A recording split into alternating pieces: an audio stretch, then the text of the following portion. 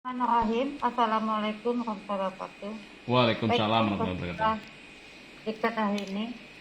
Pada hari ini atau sesi selanjutnya kita akan menampilkan presentase yang akan disampaikan oleh Pak Nanang Sunarto tentang profil pelajar Pancasila. Kepada Bapak kami persilahkan. Baik, Bu Eka, terima kasih banyak. Bapak dan Ibu yang saya hormati, Assalamualaikum warahmatullahi wabarakatuh. Waalaikumsalam. Pada sesi kali ini saya akan menyampaikan materi yaitu profil pelajar Pancasila.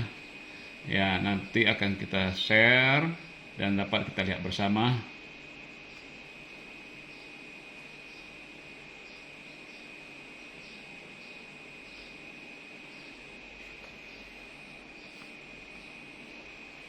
Bapak Ibu, sudah bisa lihat? Halo? Sudah Pak. Baik. Bagus, Bersih? bagus Pak, lanjut Pak. Baik.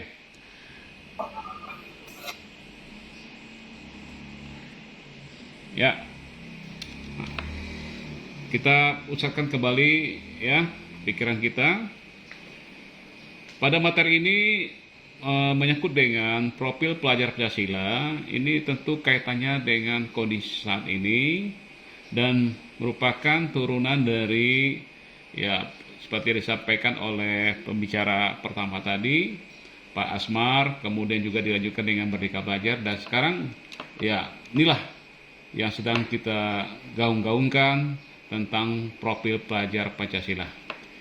Di sini dalam profil pelajar Pancasila Bapak Ibu ada 6 dimensi ya yang terkandung di dalamnya.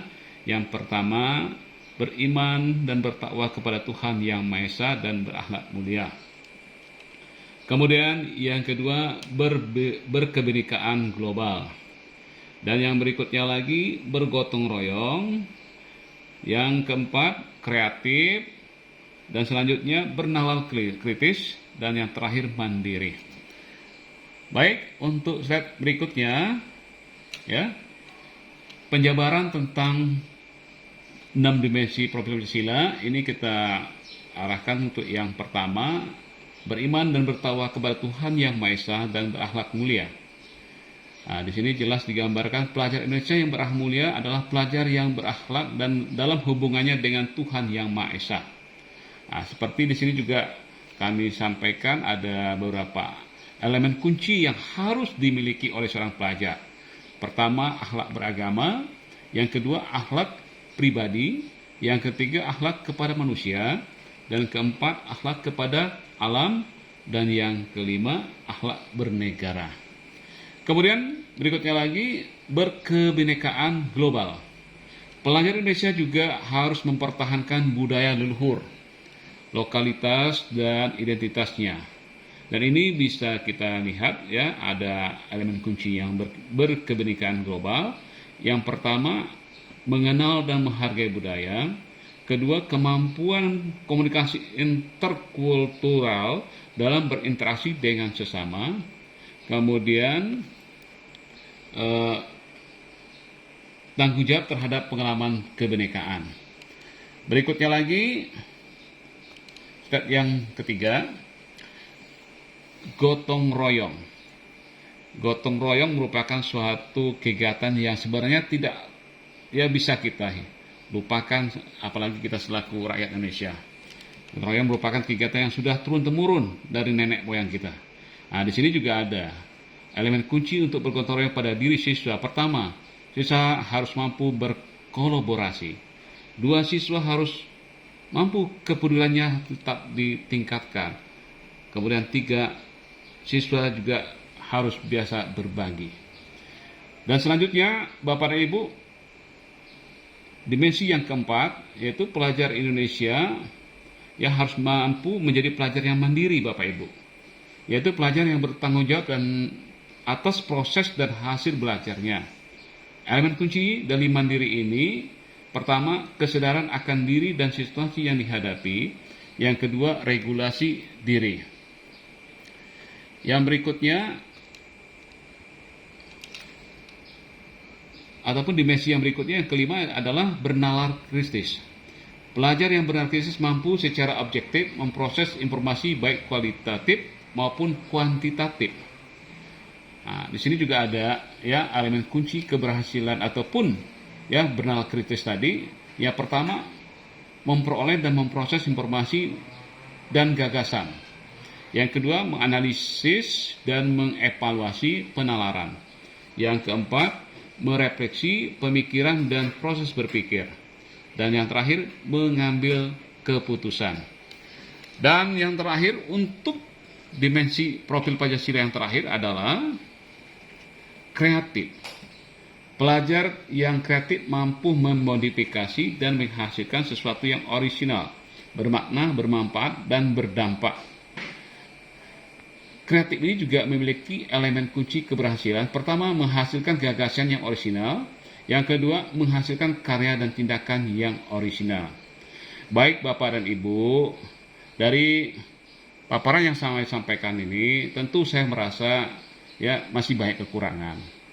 Maka dari itu, melalui forum ini, ya, saya mengharapkan seandainya ada yang perlu kita ataupun Bapak dan Ibu mau memberikan masukan guna kesempurnaan presentasi saya ini, saya persilahkan. Dan juga sebaliknya, seandainya ada yang mau mempertanyakan, ya, saya juga berikan kesempatan untuk bertanya.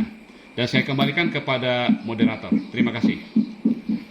Baiklah, terima kasih kepada Bapak Nanang Sunarso yang memberikan materi tentang profil pelajar Pancasila. Kepada peserta yang ingin menyampaikan saran atau masukan kepada materi yang disampaikan ke Pak Nanang, dipersilakan.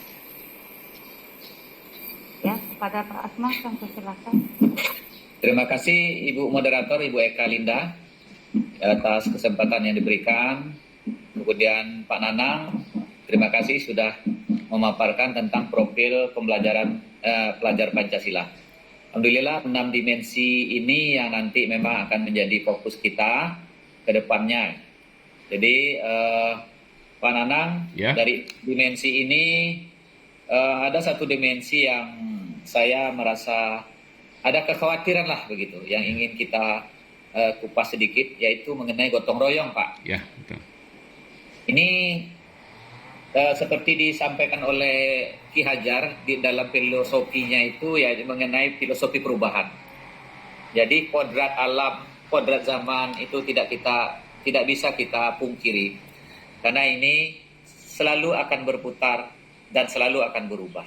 Nah, di sisi gotong royong ini kita melihat saat ini dengan kemajuan teknologi ini sekarang, kita lihat ada kekhawatiran kita mengenai budaya gotong royong ini mulai tereliminir, Pak. Artinya jiwa gotong royong ini mulai pudar. Gitu.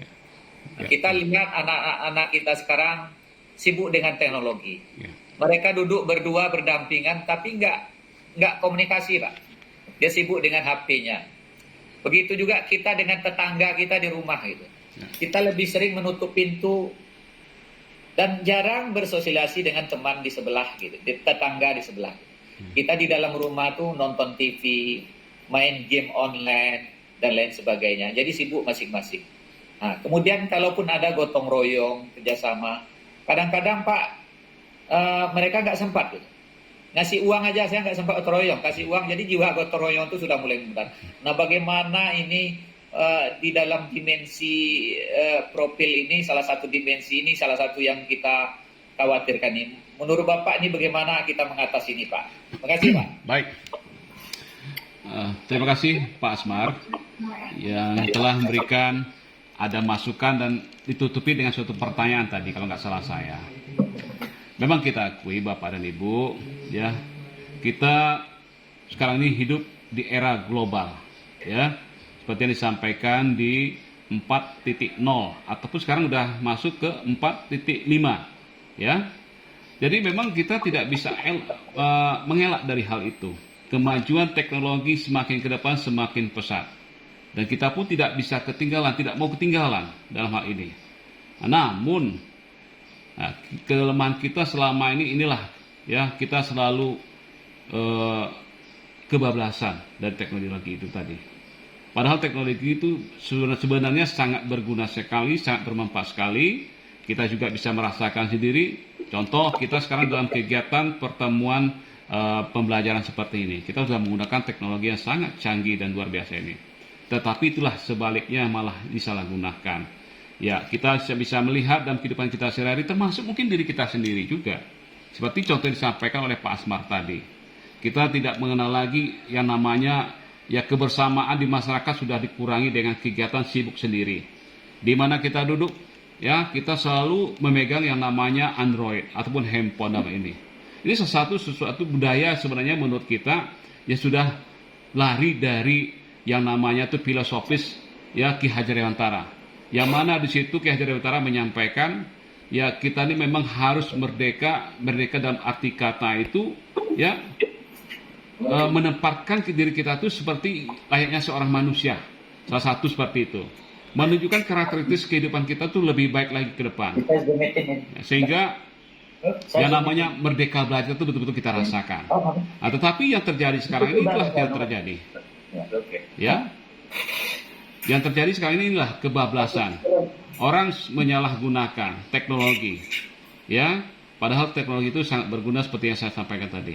Ya mudah-mudahanlah Pak Asmar, ya kita yang tahu ataupun kita yang mampu nantinya untuk mengarahkan kepada mereka-mereka yang seperti Pak Asmar bilang tadi. Bahwasanya ketika ada, ini contoh dalam masyarakat kita kan tadi, ketika ada undangan di masyarakat untuk kegiatan gotong royong, ya mungkin kita untuk bisa menyampaikan secara baik-baik kepada yang bersangkutan. Ya, karena gotong royong itu merupakan suatu budaya warga ataupun rakyat Indonesia yang tidak bisa kita hilangkan. Karena dengan bergotong royong itulah kita kuat. Dengan bergotong royong itulah kita merdeka. Nah, itu yang harus kita pegang. Baik, terima kasih Pak Asmar. Mungkin itu yang bisa saya sampaikan. Mungkin kira-kira dari yang lain ada tambahan kira-kira silakan. Ya, silakan.